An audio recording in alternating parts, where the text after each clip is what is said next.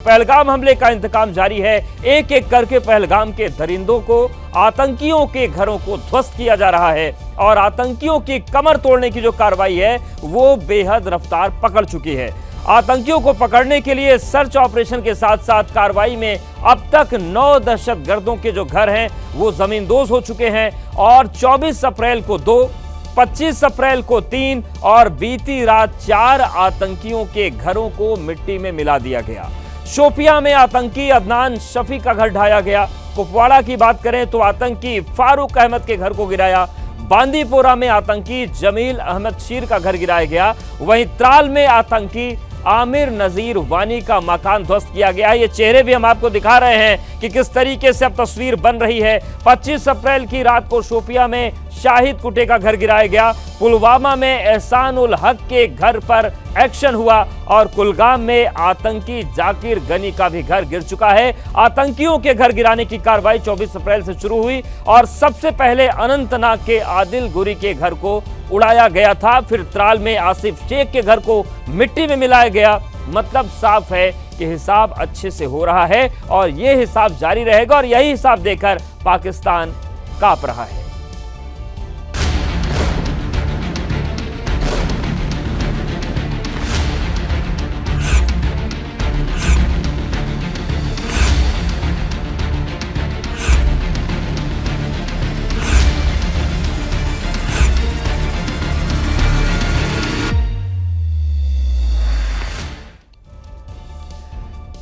कश्मीर में आतंकियों के घर को ध्वस्त कर देने का आज चौथा दिन है। जमींदोज घरों की तस्वीरें लगातार सामने आ रही हैं, लेकिन कुपवाड़ा में जिस तरह से आतंकी फारूक के घर को उड़ाया गया वो वीडियो सबसे ज्यादा वायरल है। और किस तरीके का वीडियो है दिखाते हैं आपको।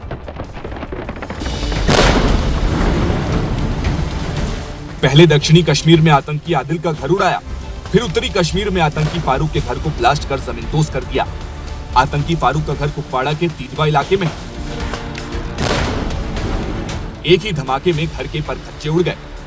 सिर्फ 5 सेकंड के अंदर फारूक अहमद का घर मलबे में तब्दील हो गया। धमाके के बाद चारों तरफ मलबा बिखरा दिखा और घर खंडहर हो गया। लकड़ी का घर होने की वजह से ब्लास्ट के बाद आग लग गई थी और आग ठंडी हुई तो चारों ओर मिट्टी और राख फैली मिली। बांदीपोरा में भी सेना ने आतंकी जमील अहमद के घर पर एक्शन लिया और 3 मंजिला इमारत को ध्वस्त कर दिया। आतंकवादी जमील अहमद शीर गोजरी 2016 से सक्रिय था। पहलगाम हमले में उसका नाम है। सुरक्षा एजेंसियां जमील की तलाश में है। जिस दिन मिलेगा सेना उसके घर की तरह ही उसे भी मिट्टी में मिला देगी।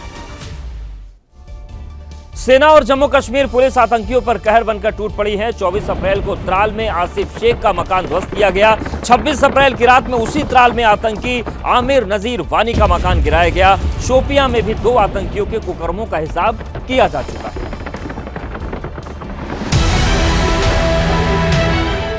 शोपियां में 25 अप्रैल को आतंकी शाहिद कुटे के घर को सेना ने जमींदोज किया। फिर 26 अप्रैल की रात में शोपियां में ही अदनान शफी के मकान को मिट्टी में मिला दिया। शोपियां के जौनापुरा में आतंकी अदनान शफी डाल का 2 मंजिला घर था। इसमें उसके पिता रहते थे। आतंकी संगठन TRF से जुड़ने के बाद अदनान का इस घर में आना जाना कम हो गया था, लेकिन उसके कर्मों की वजह से इस घर को गिरा दिया गया।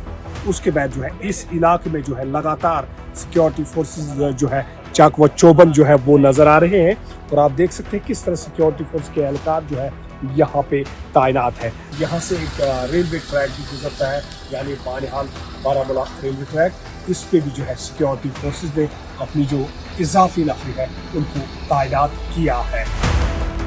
पुलवामा के त्राल में भी बड़ा एक्शन हुआ। सुरक्षा बलों ने आतंकवादी आमिर नजीर वानी के घर को विस्फोट कर उड़ा दिया। आमिर नजरी आतंकी संगठन जैश ए मोहम्मद से जुड़ा है और 2024 से घाटी में आतंकवादी गतिविधियों में शामिल है। पुलवामा में भी हाथ होने की वजह से सेना ने उसके घर को जमींदोज कर दिया।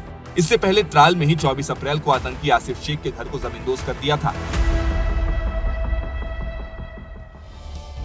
एक तरफ सुरक्षा बल और पुलिस कश्मीर के अंदर आतंकियों को चोट पहुंचा रहे हैं तो दूसरी तरफ सरहद पार की हरकतों के खिलाफ भारत की जल, थल और नभ में हर तरफ तैयारी जारी है, जिसके तहत आज भारतीय नौसेना ने लंबी दूरी के सटीक आक्रामक हमले के लिए कई एंटीशिप मिसाइल का सफल परीक्षण किया है।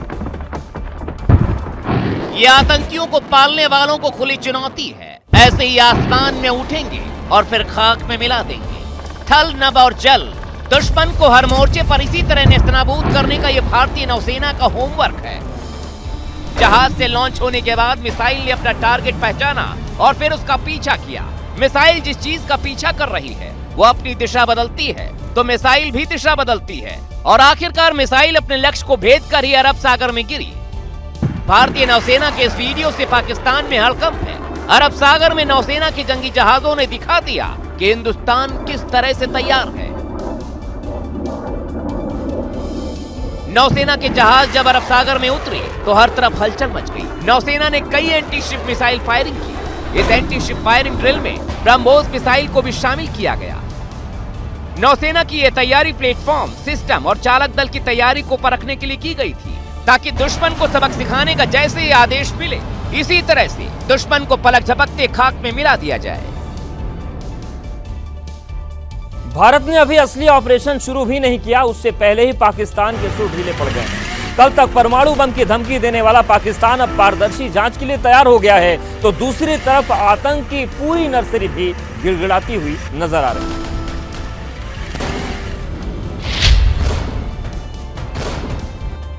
इन धमाकों को देखकर पाकिस्तान के अंदर बेचैनी बढ़ गई है। आतंकियों के खिलाफ इस तरह की स्ट्राइक अभी कश्मीर के अंदर की जा रही है, लेकिन पाकिस्तान इस बात से डरा हुआ है कि भारत कभी भी सीमा पार तबाही मचा सकता है। इसीलिए पाकिस्तान के प्रधानमंत्री शहबाज शरीफ गिड़गिड़ा रहे हैं और पहलगाम हमले की पारदर्शी जांच की बात कह रहे हैं।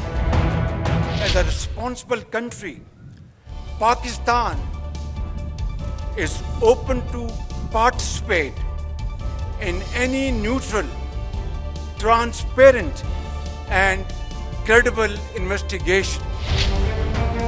पाकिस्तान के अंदर डर सिर्फ हमले का नहीं है बल्कि पानी को लेकर भी परेशान है। सिंधु समझौते पर भारत के रुख ने पाकिस्तान की बेचैनी बढ़ा दी है। पानी रोकने से पाकिस्तान का कंठ सूख रहा है तो वहीं पानी छोड़ने से बाढ़ की तबाही का डर सता रहा है। इसीलिए पाकिस्तान पहलगाम हमले में अपने हाथ से इनकार कर रहा है। In Pahalgam is yet another example of this perpetual blame game which must come to a grinding halt. हमले के डर से सिर्फ पाकिस्तान के पीएम खौफ में नहीं है बल्कि पाकिस्तानी सेना के आसिम मुनीर भी डरे हुए हैं। इसीलिए एक्शन से पहले अपने परिवार को किसी दूसरे देश में भेज दिया। यही नहीं, लश्कर और जैश के आतंकी सरगना हाफिज सईद और मसूद अजहर को आईएसआई ने सेफ हाउस में पहुंचा दिया है। आतंकियों पर ताबड़तोड़ एक्शन से डरकर आतंकी संगठन टीआरएफ भी कहने लगा है उसने पहलगाम में हमला नहीं कराया। जो सैफुल्लाह कश्मीर में खून खराबे की बात करता था वो भी खुद को बेकसूर बताते हुए गिड़गिड़ाता दिख रहा है। हम इसको मुस्तरद करते हैं, ये उसकी सोची समझी साजिश है। पाकिस्तान सरकार से लेकर आतंकियों के होश फाख्ता है क्योंकि इस बार सिर्फ मोदी सरकार ही नहीं समूचा हिंदुस्तान उबल रहा है। एक्शन की मांग।